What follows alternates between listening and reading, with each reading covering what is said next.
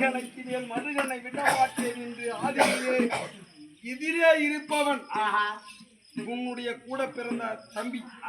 அதனால் ஒரு கணைக்கு மேல் நீ மறுகணை விடக்கூடாது.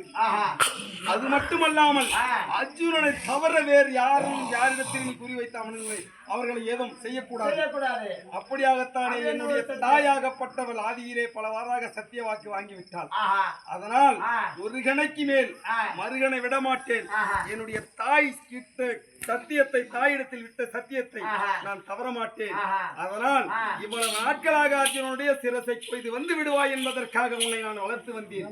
நீ எங்கேயாவது சென்று எனக்கு நீ நன்றியை செய்யவில்லை. எனக்கு நன்றியை செய்யாத போன காரணத்தினால் என்னிடத்தில் இனிமேல் உனக்கு வேலை கிடையாது. எங்கேயாவது சென்று பிழைத்துக் கொள்ளாய்.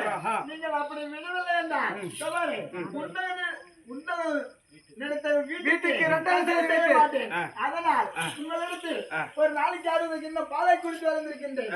அதனால் என்னை மறுபடி விடவில்லை என்றால் இதோ இந்த தேட்டத்திலே என் உயிரை மாய்த்துக் கொள்கிறேன். இதோ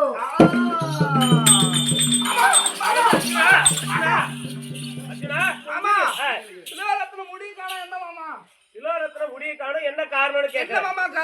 ஏற்கனவே நாளில் இந்த பூமி பாரத்தை தீர்க்க வேண்டுமானால் பூமாதேவி இடத்தில் 12 அங்குலம் இடம் கேட்டிருந்தேன்.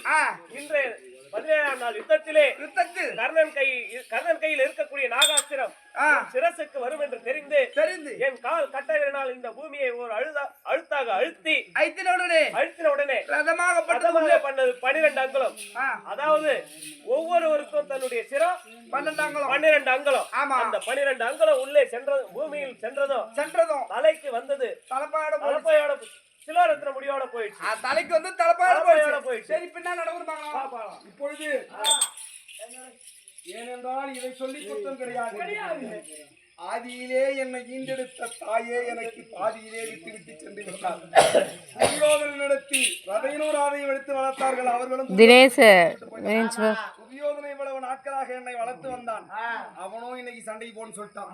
என்னுடைய மனைவியாக விளங்கக்கூடிய பொன்னுரிமையை பிரிஞ்சுட்டு வந்தேன். இதெல்லாம் யாருடைய தைரியத்திலும் தெம்பிலும் வந்தேன் தெரியுமா? இந்த நாகேந்திரனும் இந்த ஜல்லியனும் வைத்துதான் நான் வந்தேன். ஜல்லியனோ இனிமேல் மேலேயே நின்னுங்கிறாரு. அவர்கிட்ட போதுமான்னு கேளு. அத்தி கை வலிக்குதான், கை கொடைதான்,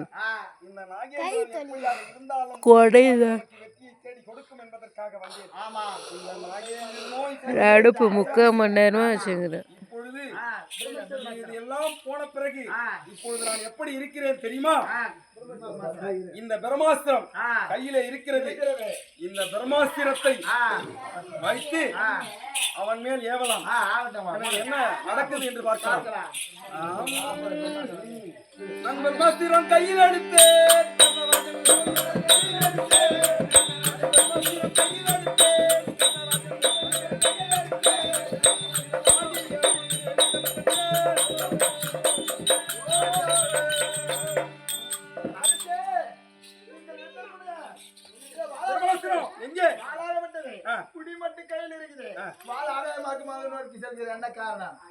ஆகாயமாக நோக்கி செல்கிறதா?